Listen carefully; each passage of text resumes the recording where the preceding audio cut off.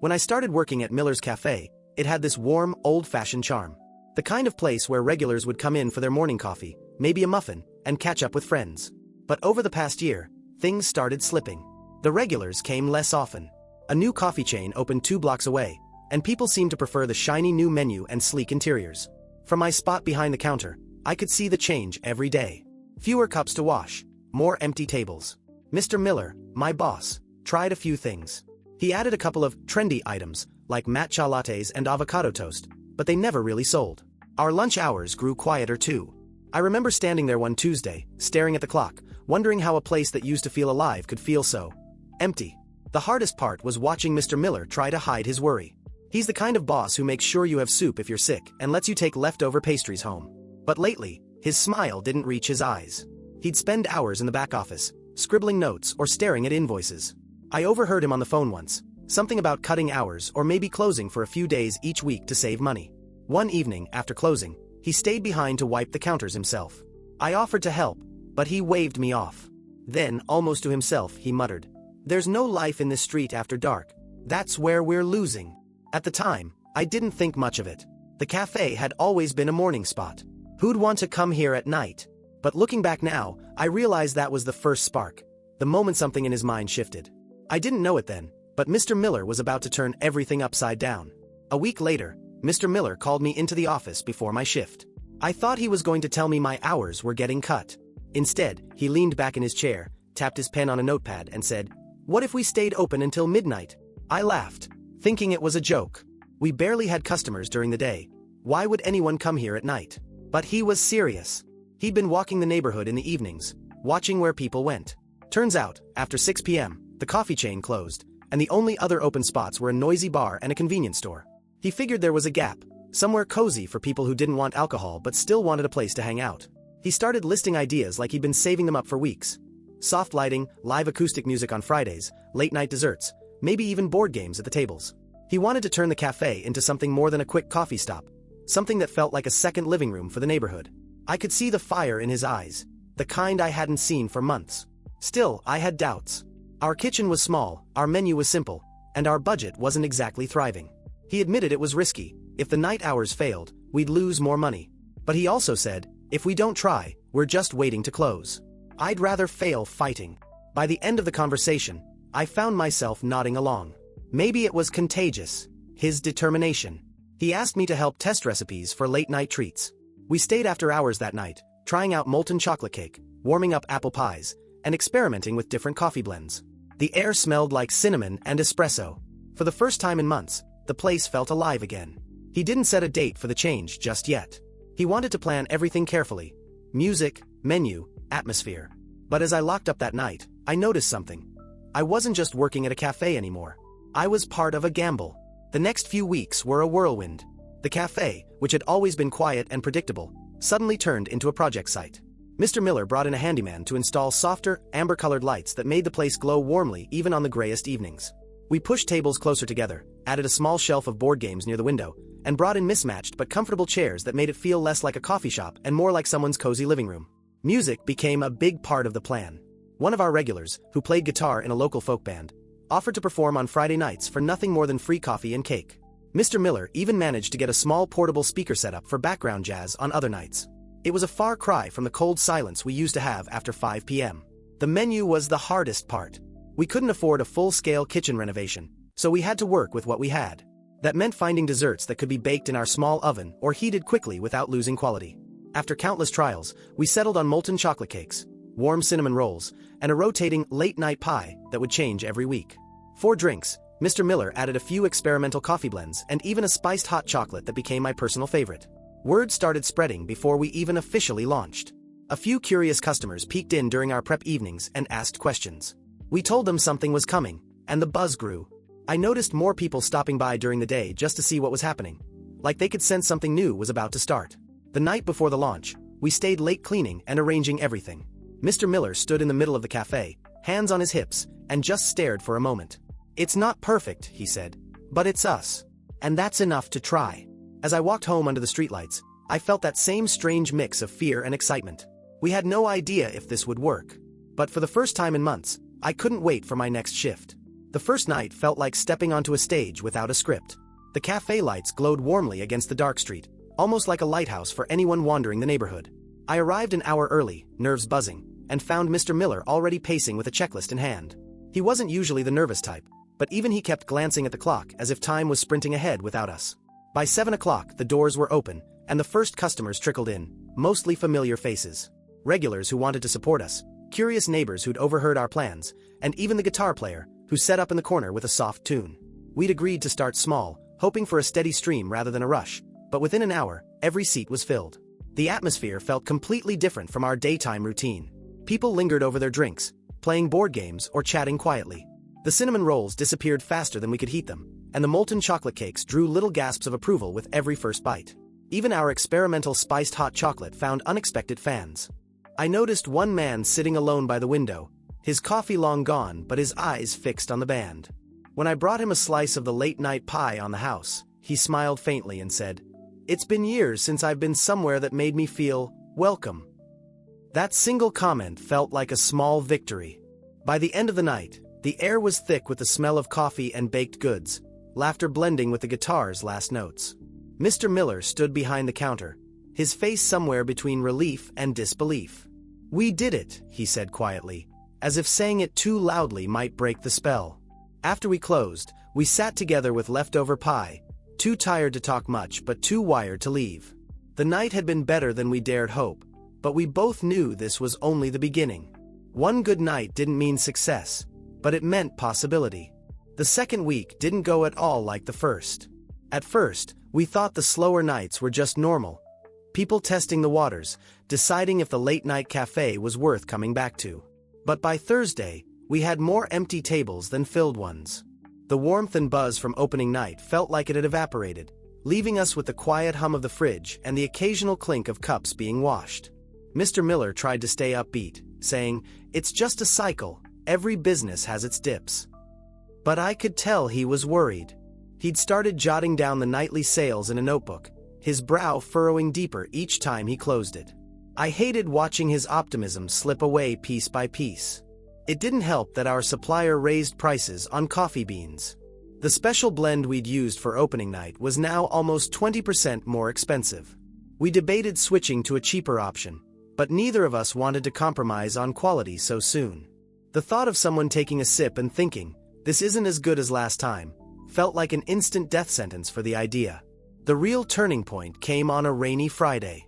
We'd hoped the weather would bring in people looking for somewhere cozy, but instead it kept everyone at home. By 10 p.m., we had only 2 customers, both students buried in their laptops. I spent most of the night wiping already clean counters, trying to avoid the heavy silence. When we finally closed, Mr. Miller didn't sit down with me like before. Instead, he stood at the counter, staring at the numbers in his notebook. "If this keeps up," he said, his voice low, "we might have to shut down the late hours. I can't afford to run a loss every night." I went home that night with rain soaking through my jacket, feeling like the streetlights themselves had dimmed. It wasn't just about losing extra hours. It felt like watching a dream start to dissolve before it had a chance to grow. And I wasn't ready to let it die without a fight. I barely slept that night. Every time I closed my eyes, I saw the cafe, dim, empty, with the smell of good coffee fading into nothing. By morning, I knew I couldn't just wait and hope things turned around. If Mr. Miller was ready to give up, I had to be the one to find a way forward. I started scribbling ideas in my notebook before breakfast. Discounts? Too risky. We were already barely covering costs. Live music? Possible, but how would we even find someone willing to play for tips? The more I thought, the clearer it became. We needed to give people a reason to choose us over their couches at night. By lunchtime, I had a plan, or at least something that looked like one. I'd been thinking about the local art school just a few blocks away. Students there were always looking for places to display their work, and we had plenty of wall space. What if we turned Friday nights into a midnight art cafe? Each week, a different student could showcase their paintings or photographs, and we'd serve a special coffee blend just for that night. When I pitched it to Mr. Miller, he just looked at me for a moment, like he was trying to decide if I was naive or inspired. Then, slowly, he smiled. "It's crazy enough that it might work," he said. We spent the next 2 days reaching out to the art school and redesigning the seating so the walls felt like a mini gallery. I printed flyers on my home printer. Nothing fancy, but enough to catch an eye. By Friday evening, our walls were filled with bold colors and strange shapes, the kind of art that makes you tilt your head and think. The first few customers who walked in didn't even seem to notice the coffee at first. They went straight to the paintings. But by the time they left, they were talking about the espresso too. And then more people came. Some had seen the flyers, some had just followed the sound of laughter and chatter spilling into the street. By midnight, I realized something important. We hadn't just brought people in for coffee. We'd made them want to be here. And that was something worth fighting for. The first 2 midnight art cafe nights were good. Better than we'd hoped. But the third one, that's the one people still talk about. It started like any other Friday. We just finished hanging a set of black and white photographs from a shy student named Clara. Most were city street shots, rain-slick sidewalks, lonely park benches, flickering neon signs. They had a strange, almost cinematic mood. I figured people would nod politely, sip their coffee, and move on. Around 10 p.m., a man in his late 40s walked in. He was tall with tired eyes, and he went straight to one particular photo, a bench under a street lamp. He stood there for a long time, not even ordering a drink. Finally, he turned to Clara, who was hovering nearby, and asked in a low voice, "Where did you take this?"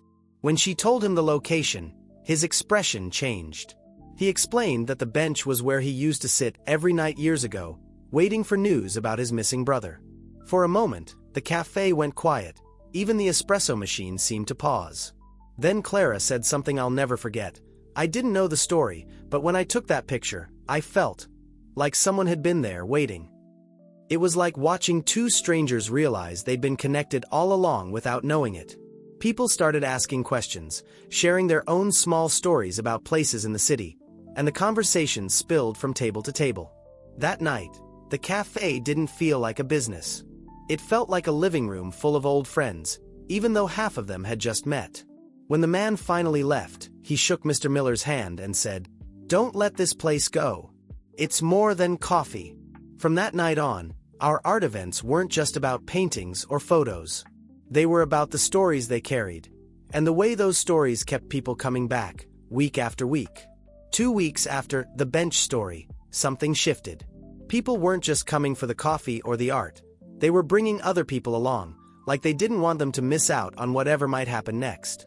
I remember one rainy Thursday when the door kept opening, letting in little gusts of cold air and a mix of wet umbrellas. A group of 5 came in, none of whom I'd ever seen before, but they waved like old friends and said, "Clara told us we had to see this place." Clara, the same shy photography student from before, had apparently been telling everyone in her art class about the cafe. That night's theme was objects with a memory. We'd asked visitors to bring something small that held meaning, then tell its story. At first, people hesitated. But once one man held up a dented silver lighter and talked about how it had belonged to his grandfather who survived a war, the stories started flowing. Someone brought a faded recipe card from their grandmother. Another person shared a subway ticket from the day they'd met their future spouse. I looked around and realized something. Most of the people talking weren't sitting with the friends they'd come in with. They'd mixed, leaned over to strangers, passed objects around like fragile treasures. By closing time, Mr. Miller leaned over the counter and said quietly, "We're not just serving drinks anymore. We're serving connection." He smiled like a man who finally understood his own business. That was the night the cafe stopped being that little place on the corner and became a destination, a kind of unofficial meeting ground for the city's stories. By the end of the month, the cafe had completely transformed. What used to be quiet and nearly empty at night was now buzzing. People came not just for coffee or desserts, but for the chance to share stories, meet neighbors, or simply find a corner to feel at home. Our small windows glowed like lanterns on the street, and passers-by would peek in and sometimes decide to join.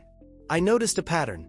The same faces kept coming back, and they started bringing their friends and co-workers. Soon, even people from blocks away were showing up, curious about the late-night stories cafe.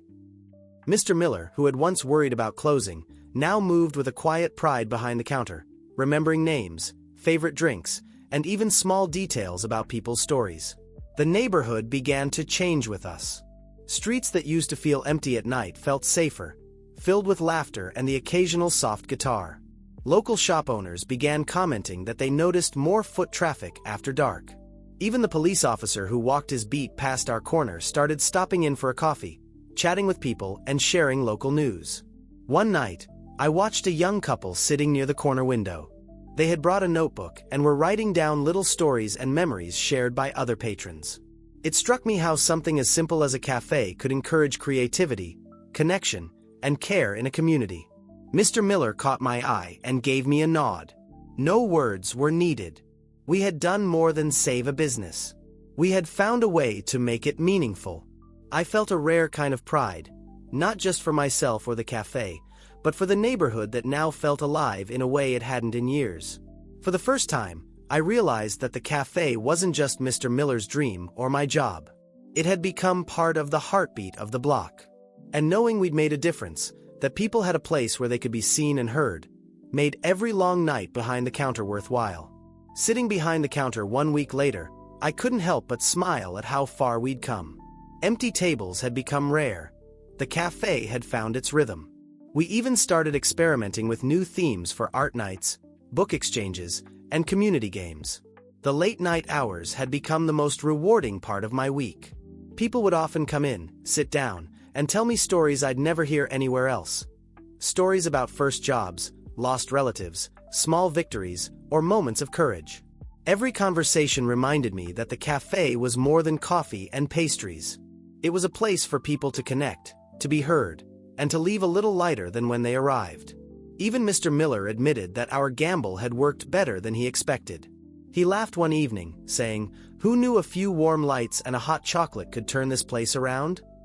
It wasn't just about the money anymore. It was about community, trust, and the unexpected power of small changes. The cafe had become a haven, and I felt honored to be part of it every night. Update. Months later, the cafe continues to thrive. Mr. Miller hired an extra barista to handle the steady stream of night visitors. Regulars have become friends, and strangers now feel like family. We've even inspired other small businesses nearby to adjust their hours or offer similar late-night experiences. Walking home after my shift, I often pause and look back at the warm glow spilling from the cafe windows. It's a reminder that small efforts, creativity, and understanding your community can turn a struggling business into a cornerstone of connection. And every night, as the door closes behind the last guest, I know we've created more than a cafe. We've created a place where stories, laughter, and life come alive.